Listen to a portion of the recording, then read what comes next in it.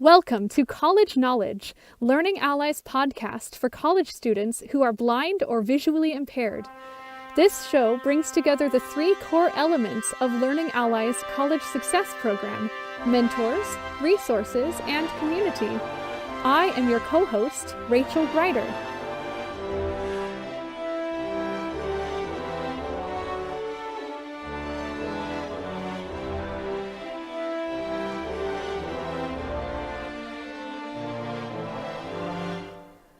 Health, while important anytime, is especially crucial now. Our next two episodes will focus on maintaining and improving your health as a person with a visual impairment. Our physical and mental health are so critical, but at times we can overlook them for a variety of reasons. In our first episode, you heard from several of our mentors about the necessity of maintaining physical health and some tips to get you started. If you didn't, I encourage you to check out that episode. This episode will shift gears to focus on mental health. During a pandemic, when most people are taking on several things at a time, mental health can easily be pushed aside. We'll talk about a variety of ways to make sure that doesn't happen, whether you work with a counselor or work on mental health on your own. I'll now turn it over to my co-host, Rashad Jones, who will interview our guest mentors. Thanks, Rachel. Today we'll speak with three mentors who have made mental health one of their top priorities. Jimmy Boehm holds a master's in mental health counseling. At this time, he's working on establishing a private practice. Brianna Murray also holds a master's in mental health counseling. Last summer, she moved from South Carolina, where she spent her childhood and college life, to New Jersey, where she works as a counselor for EDGE, a program that prepares high school students who are blind or who have low vision for the world of work. Anthony Butler is a social worker with a clinical focus. He is working with a therapist in Minnesota. Brianna, what in your life, what are some of the experiences or situations that really compelled you to the field of mental health? So when I was in high school, I thought I wanted to be a high school English teacher. And I was in a teacher cadet program where I did a student teaching in a high school English class, because that was my specific kind of area of interest. And as I did it, I realized that I really did not want to be in a class of 30 people. I really enjoyed working with the teenagers. I really enjoyed the material and stuff like that, but I did not want to be in a class of that many people teaching that many students at once. And I realized that when I was in high school, English had kind of been my self-care and my salvation and kind of my own form of mental health counseling. And I wanted to give that peace and that feeling to students more than actually teaching a whole class of students. So that experience kind of led me to look into mental health and study and develop my interest. I've also always kind of been fascinated with psychological disorders and things like that. And lastly, during my high school experience, unfortunately, we had two different students commit suicide. And I watched the ripple effect of how that affected everyone on my campus, from the students in the school to the teachers, to the guidance counselors, to the community surrounding it. And all of those interactions really fascinated me. And I knew that I had chosen the right path, and I kind of wanted to be involved in helping students not to get to that point, not to be in that situation in the future. So I ended up studying psychology in college, which then led me to my master's in mental health counseling after that. Wow. Okay. So that's really just fascinating. And especially, I guess, I can identify with the whole teaching thing and knowing you want to do something with that, but then kind of fine-tuning that later on. So Yeah, that's thank great. you. So Jimmy, I'll ask you the same question. What events in your life or circumstances brought you to the field of mental health? So this is a second career for me. My first career had to do with automotive restyling and customizing. And I did that for 15 years until I went blind in 2010. I am a suicide survivor. And when I attempted suicide due to a gunshot, I went blind immediately. And so I went through many challenges, emotional, mental, physical. And so I realized through my personal experience how important mental health was.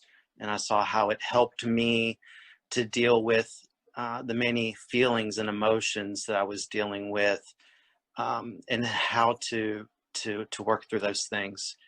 So through my personal experience, and I just saw also that there was a need for accessible and affordable mental health services, because when I lost my sight, looking around, it was very expensive. It was hard to find good supports and resources. And so I had decided that, eventually that I was going to go into mental health counseling, that I wanted to ensure that the services I provide are accessible, and that they're affordable for people to be able to take advantage of mental health counseling. And so that's why I've started a private practice within the past year in Nashville, Tennessee. I also work for a nonprofit organization called the Refuge Center, Franklin, Tennessee, who reflect a lot of my values and my goals, because they also offer a sliding fee scale for clients. So we work with clients of all different backgrounds and financial situations, and we make mental health accessible for them. And it's something that many are dealing with. The WHO, for instance, before 2020, their statistics stated that 1 in 5 people suffer from anxiety. Mm-hmm. And at least half of those individuals also suffer from depression.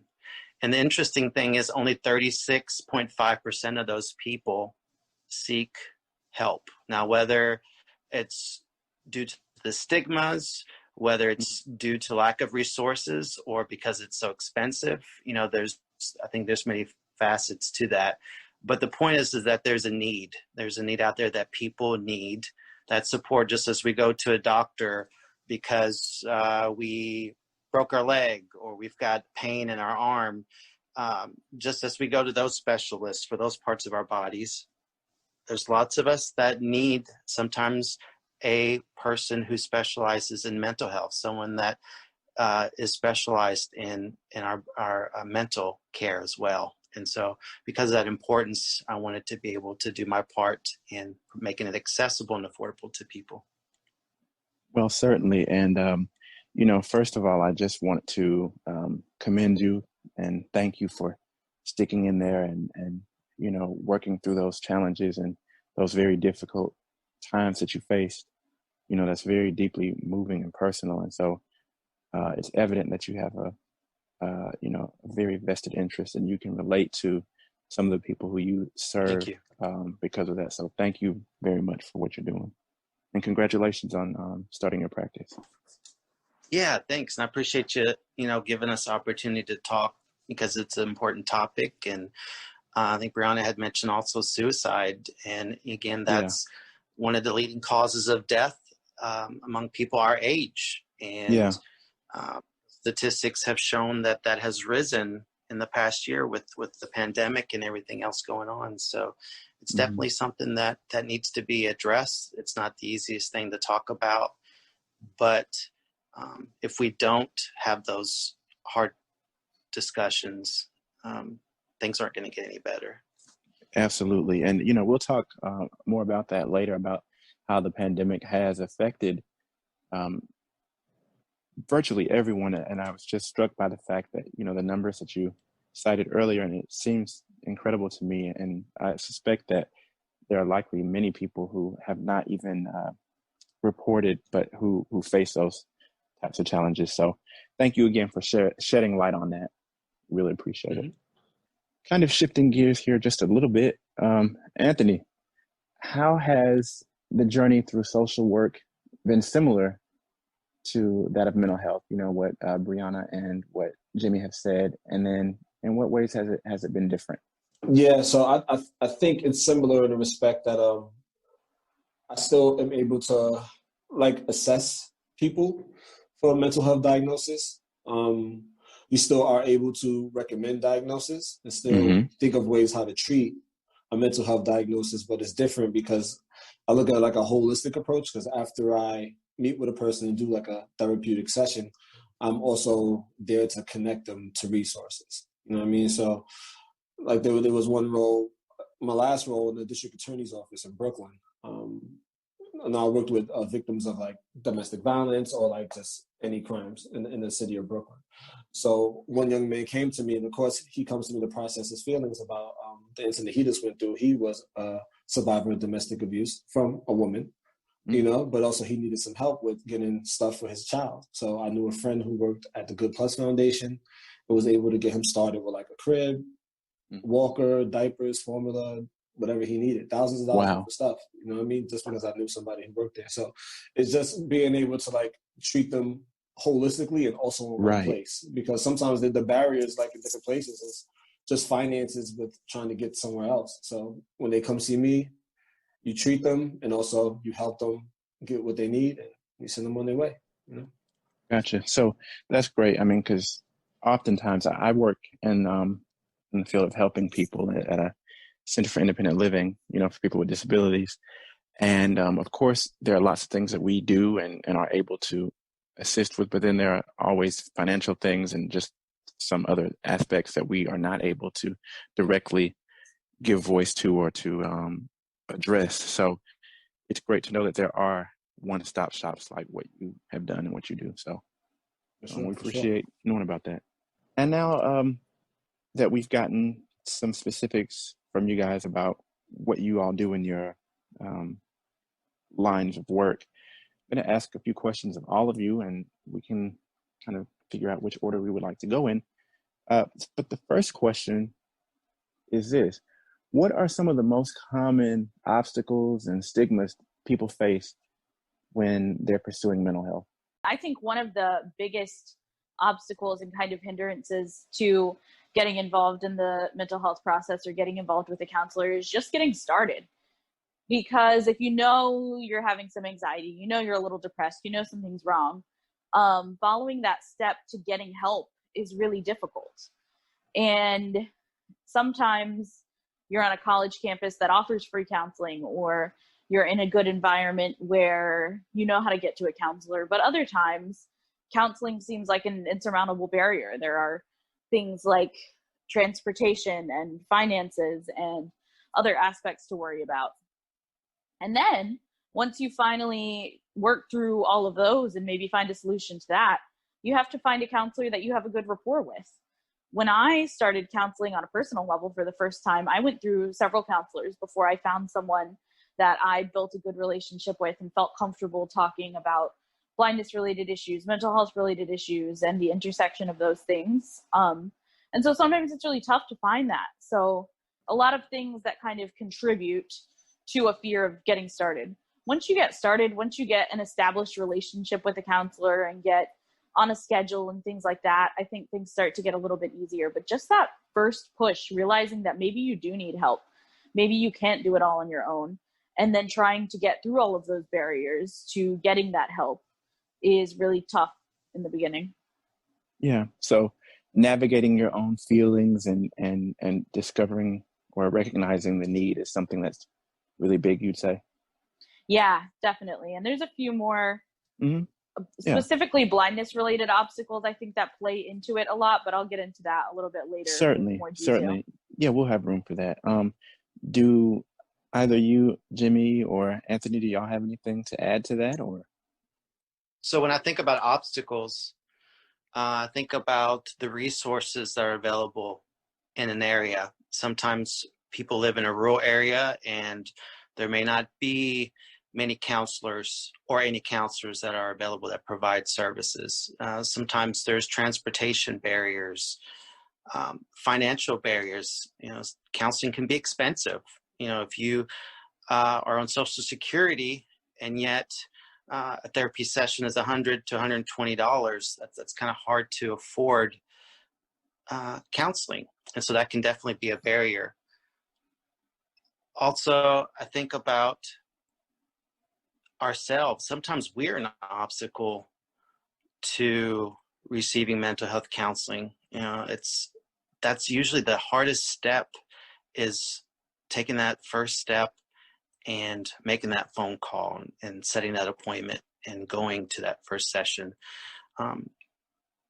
And then you talked about stigma. So, a stigma is a person that looks, a stigma is when a person looks at you in a negative way, and also leads to some form of discrimination. So they may view you differently. They may view you as inferior, dangerous to yourself or others. They may make negative comments because they know of the situation that you're going through or the challenges that you have. And depending on the generation that people come from, some generations are like, well, only crazy people go seek therapy, go counseling, Right. or it's only people that are addicted to drugs or are criminals that go to counseling. So there's those stigmas there as well. And then you think about media. I mean, how does the media portray mental health? You think of someone in a crazy house who's tied up so that they can't hurt anyone or run off. That's what you think about mental health, but that's not an accurate representation of what mental health is. And so oftentimes that can hinder a person from wanting to seek or being able to seek those services that they need. We hear so much about those stigmas, and so really they're prejudices and preconceived notions Right. surrounding. And it's the same like disability. We talk about that all the time, that a lot of times people have these stigmas towards people with disabilities because sometimes they're not educated. And so it's the same with mental health. Sometimes people just don't know what mental health entails, what it does, how we work with people, and so forth. And so because are not educated, they develop these assumptions. Many times they're not accurate. I think I agree with everything that they said too, but sometimes it's just as simple also as information. Growing up where I grew up in the inner city, Bronx and Harlem, I didn't even know how to really mail a letter when I lost my sight. I lost my sight at 20 years old. I didn't know how to mail a letter. So I also didn't know how to navigate the public system, like how to get Social Security benefits. I didn't know what a copay was. I didn't know how to understand if this person took my insurance or not. I didn't know what insurance really was. I didn't know you could pay a deductible. So some people are just really not literate when it comes to their own benefits. It could even be as simple as childcare. Like, I know I need to go to a therapist, but who's going to watch my child while I go? And then now they don't go. But also we have to look as internally and see if we ourselves are being barriers to treatment, because us as humans, we make errors and we do carry our own biases, right? You know what I mean? And then are we just approachable? Are we just you know what I mean? We have to make sure we're doing our best to create safe space and make sure people can have these healthy conversations. You know what I mean? Because there's times when I go to work and one of the number one rules is use of self. Know when to use your own personal experience in therapy. And some people create these rules, like they can't share any of their personal experience. And I respect that, but then it kind of comes off to some of the clients like this person thinks they're better than me or they're unrelatable. And then all of a sudden a wall is put up when it comes to their session. So I like to look at a session as thank you for allowing me to be working with you. Yes. And let's take this journey together, because we're committed to each other for a while. So we do have to get to know one another. So we have to make sure we're not being a barrier ourselves. Right. And I think that's such a great point. All of that, what you've said, and certainly what everyone else has said. But I think, Brianna, maybe it was, who mentioned something about that whole fact about being able to relate to the people who are providing the service. I think that's so important. People sometimes underestimate that, especially in college, where you're expected to just deal. You're an adult, an emerging professional, so it's your responsibility was the biggest phrase that they used at my university. And so therefore a lot of the professors were not approachable. Therefore I could not develop as much trust with them as I should have been able to, so I think that's really interesting that both of y'all brought that up, and in some ways all of you brought that up. Do you guys think that, or how do you feel about the state of mental health and the stigma surrounding it. Do you think that our society has gotten any better about some of those stigmas, about dispelling some of that and understanding? Because it seems to me that there's been a greater acceptance as more people are recognizing that they do have these things that they should work through. Do y'all think that it's gotten better, or has it remained the same? What do y'all think about that? I think it very much depends on culture. In some mainstream cultures, I can agree with you. People have, seen an increased positive feeling toward mental health services during the pandemic and things like that. So I think there is some positive shift in certain cultures, but there are still other cultures where it's just completely taboo and you don't talk about counseling, and like even the gender divide, like males seeking counseling seem to have more issues and things like that. So I think while there have been improvements, there still need to be a lot more. Right, right. And I know that this podcast can be heard by anyone around the world, and our experiences here in the States vary from other parts of the world. But even here in the States, there is still that taboo, especially when it comes to suicide. It's something that people don't like to talk about. And again, it is not the easiest thing to talk about, but these are hard discussions that we need to have. We need to bring awareness to this issue. But what we talked about earlier when we referred to just not being educated about mental health, I think about, again, my personal experience. Before I went blind in 2010, I never saw a counselor. I didn't know anything about mental health or seeing a therapist besides what I saw on TV. And then when I went blind and was going through my challenges, my parents didn't really know what to do. When they saw the red flags and the signs before my suicide attempt, they didn't know what to do to help me. My friends didn't know what to do. Again, I think that's an important part of this discussion is not only being accessible, but also knowing how can we help other people, and knowing those signs of when we need to reach out and where to reach out to. I think this is so important. And in the research, it shows that the number one thing that determines whether if therapy or counseling works is that therapeutic relationship. If there is no therapeutic relationship, if there's no established trust and safety, there's not going to be much progress made. And so what you guys had mentioned, having someone that you feel that you can reach out to and be open to, or someone who's experienced, I've had those feelings of suicide, or I've had those feelings of depression, anxiety. What a way we can connect with people, and a lot of times go even deeper into the work quicker because they are more comfortable with us and more open to share with us what they're going through. Right. That's a great point. And Anthony was, really great about bringing that point to the forefront. And so, Anthony, is there anything else that you would add to that? Do you think that we've gotten better as a society about recognizing these things, or at least discussing it, or what do you think?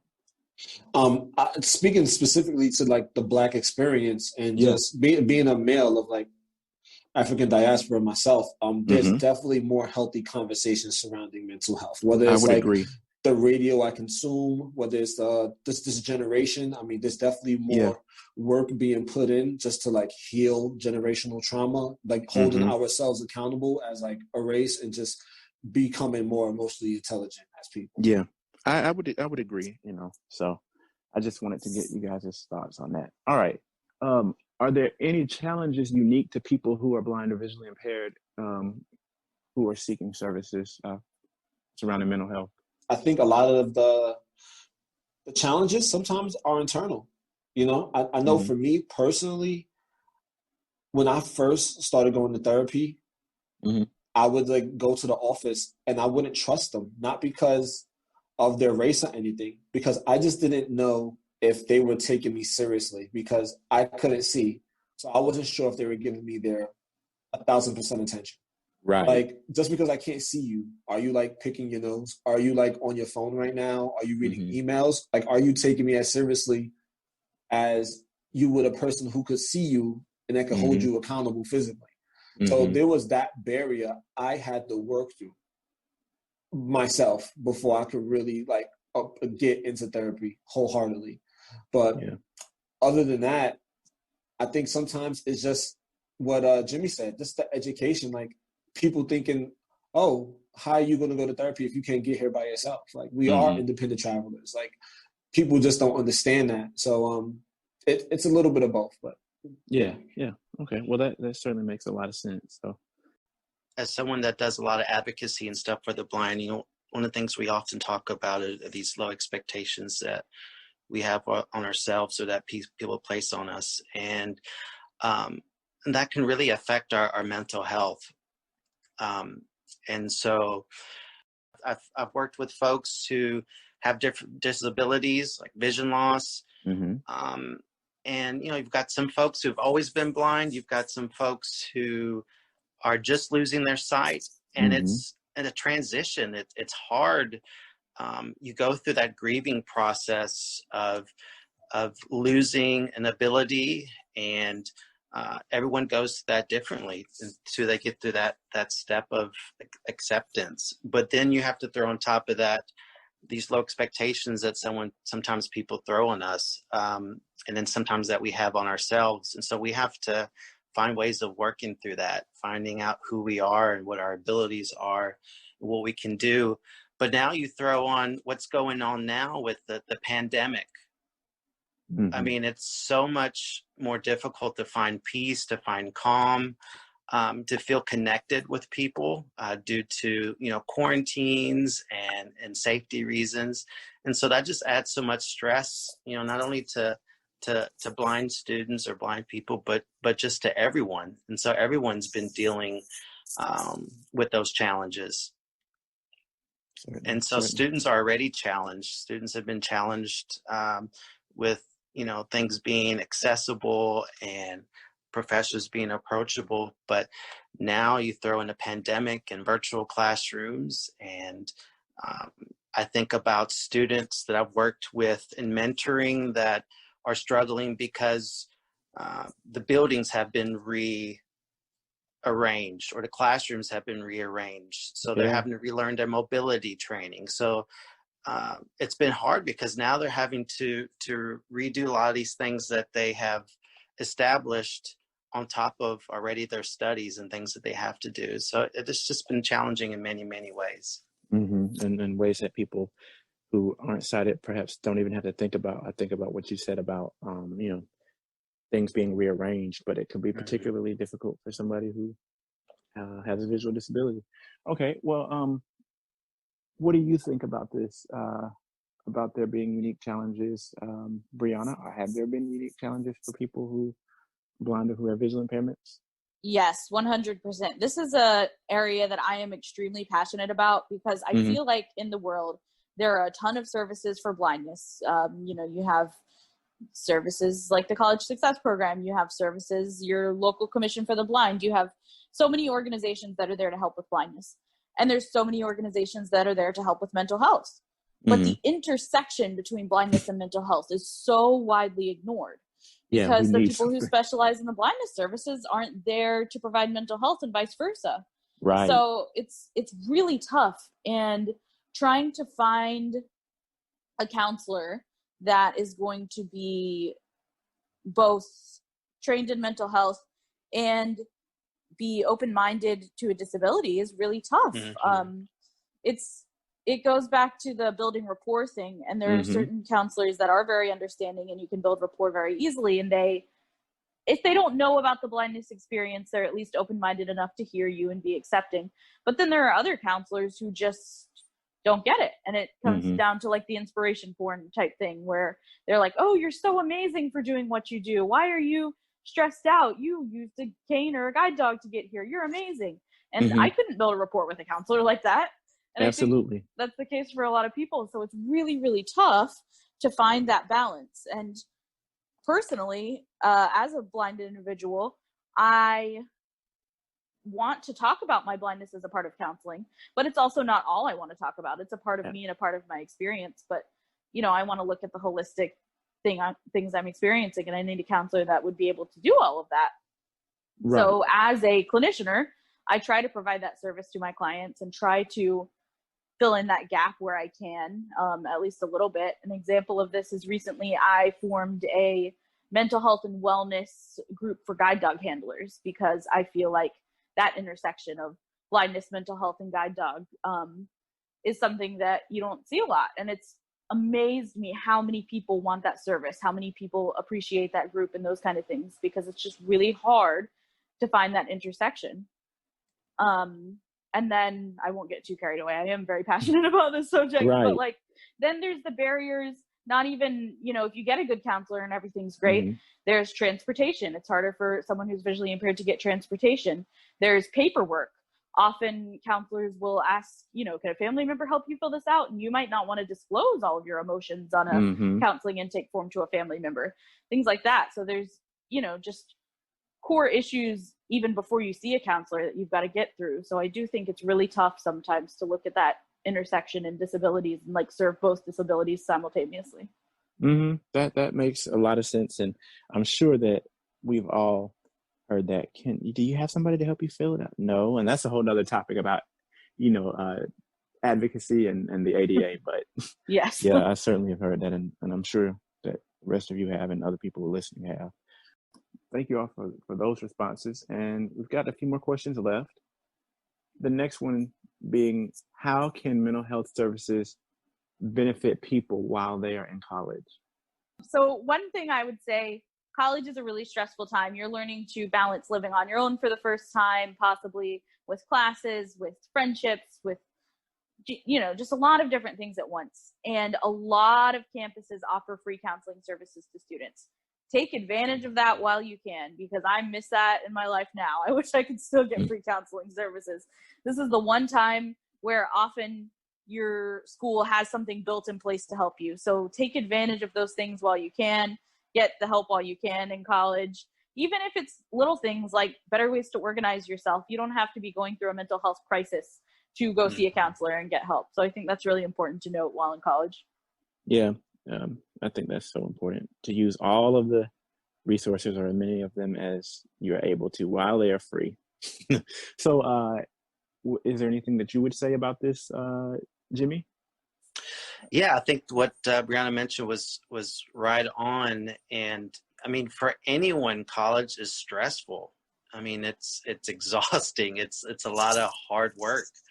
And so to be able to have that support, to have that resource to meet with someone that is safe, someone that we trust, that we know is not going to judge us, and who is going to join us where we're at in this college experience and give us the tools and the skills to help us to be successful, to help us to recognize what we can control and cannot control. What can we do to help cope with stress or anxiety? Or, what if we're not doing well in a class and we're feeling down and the depression is setting in? What are things that we can do to refocus our mood and our thoughts and so forth? So to be able to have that is so important and can be so empowering to us. And as Brianna mentioned, for a lot of colleges, that those services are free. So take advantage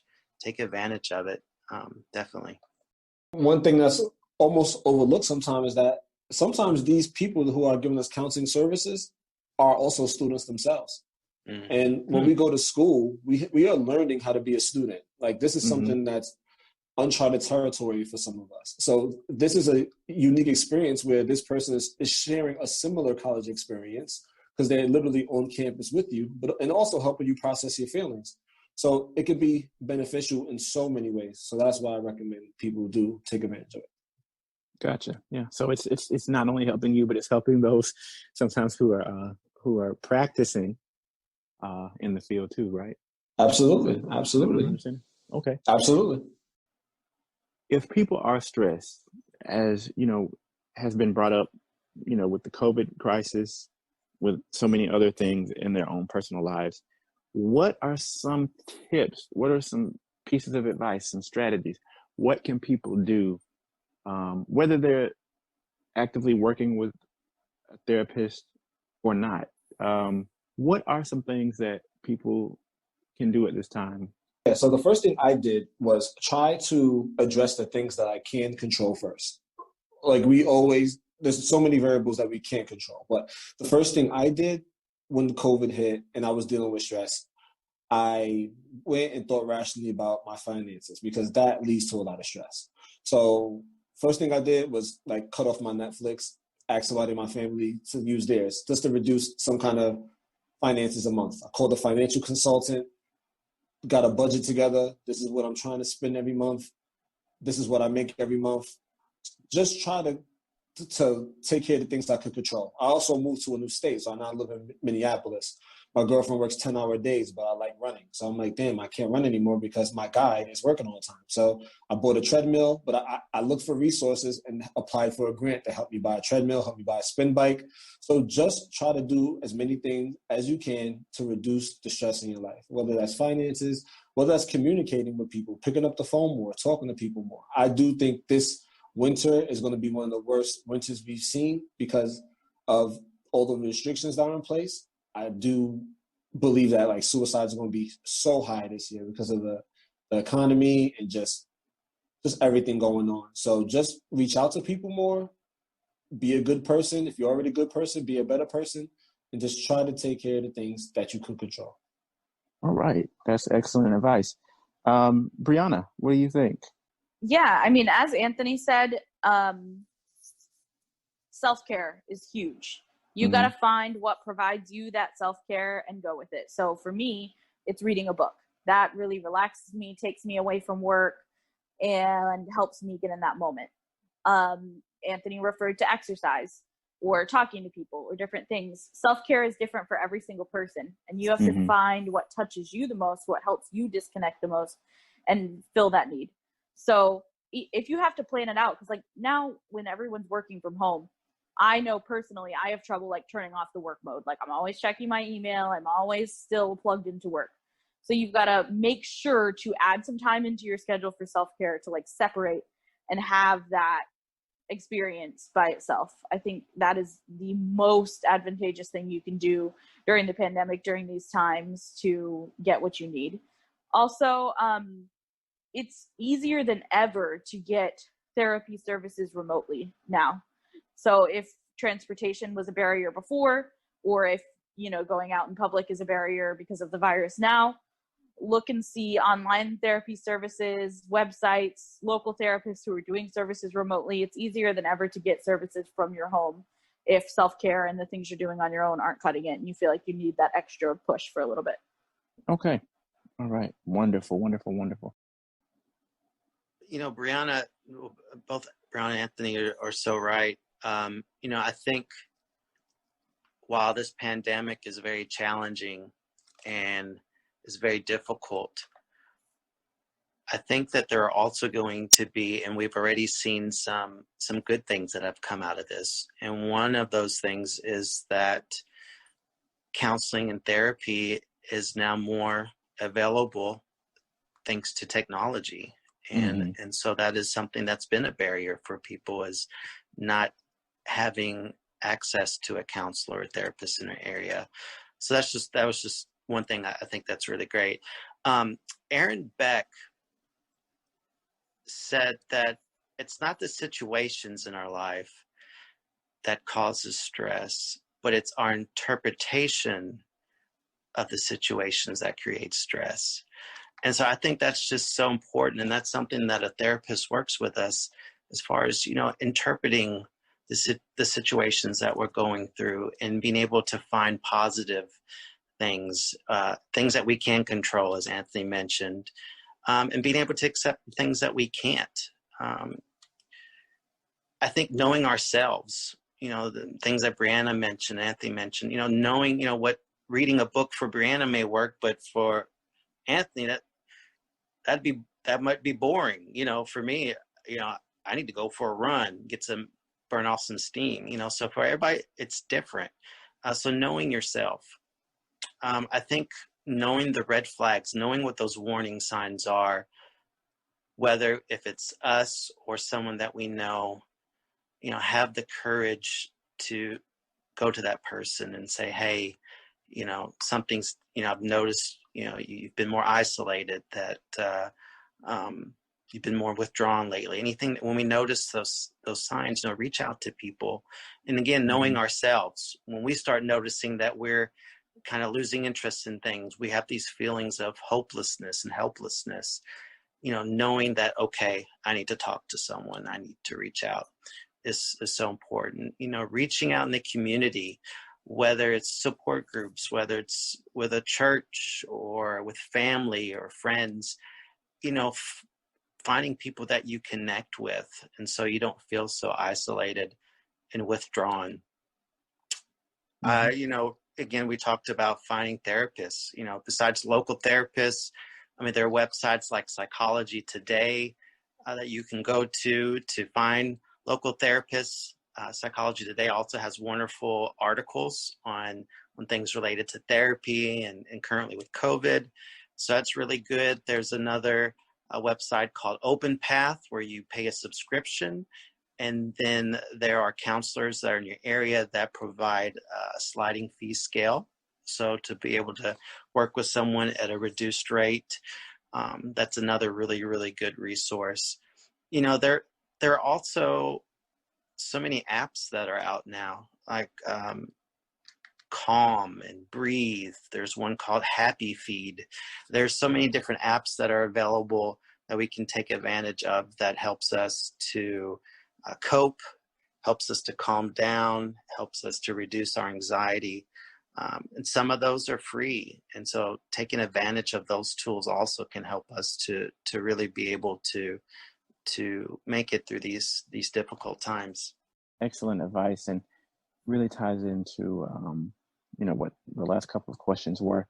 Does anyone have anything additionally that relates to how the pandemic has affected the mental health field?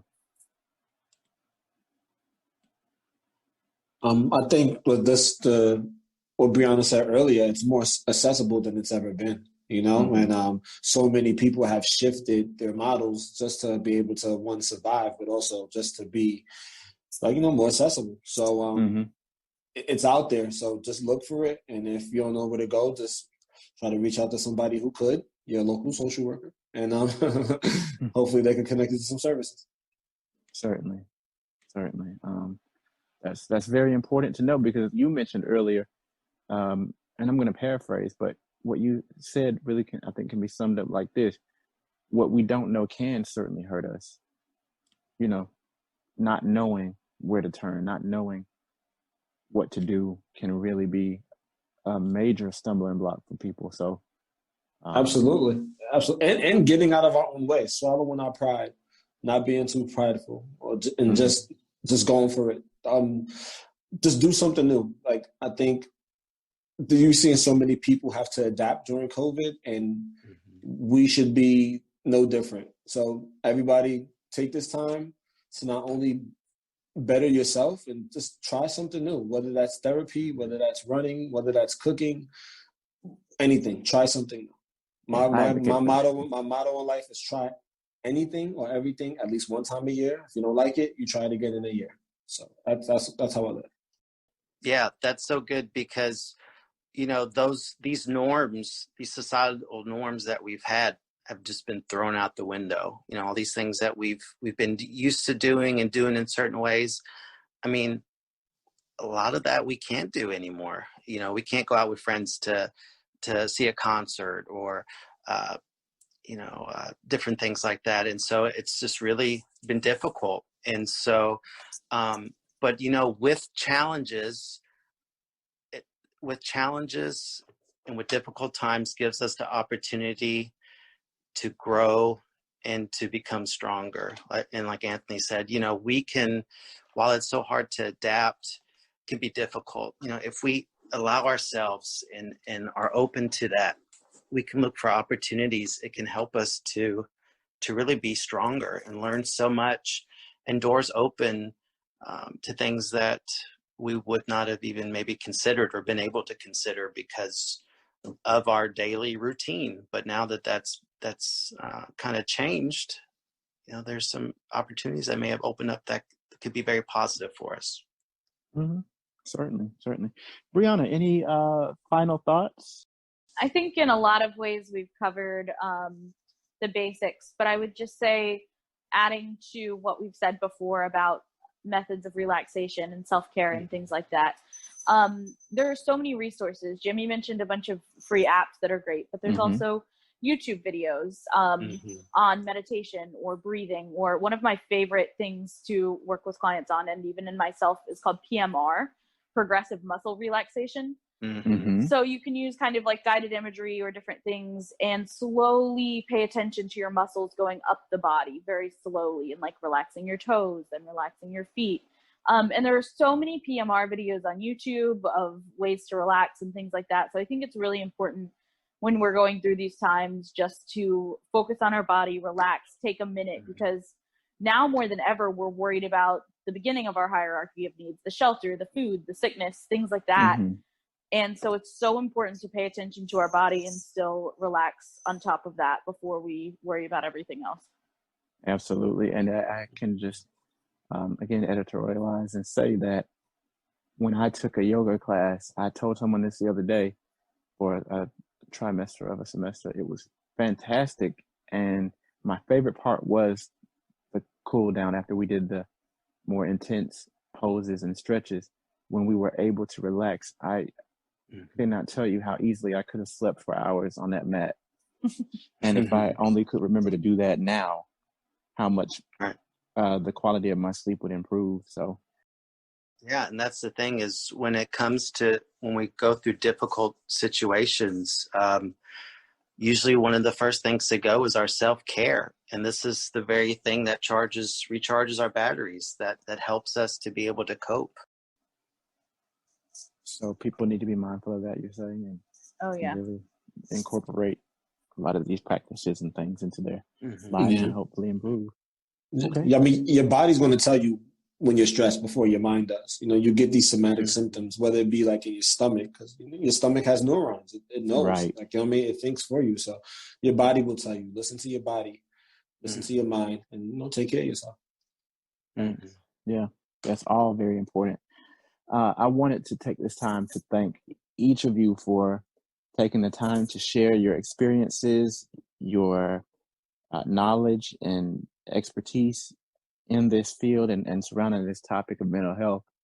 It's something that I really believe is going to be helpful for our listeners out there. And we, once again, would like to encourage you all to seek help if you're feeling like something's not right, if you're noticing that something isn't the way that it has been, and you desire a better quality of life and want to get better, know that there's help out there. And so we want to just thank you all for sharing your personal stories and your insight on this. So thank y'all so much. Thank you. Thank you, Rashad. Yes, thank you. It's been great talking to you guys. Before we go, we'd just like to thank Learning Ally staff for supporting the podcast and our funders and stakeholders for supporting all that we do. The co-hosts of College Knowledge are Brian Duarte, Rachel Greider, and Rashad Jones. Our program director is Mary Alexander. Our podcast writer is Kristen Wataki. Abigail Shaw produced the audio for the show, and Rachel Greider composed the theme song. Finally, our social media and marketing manager is Katie Otaggio. I'm Rachel Greider, and this is College Knowledge.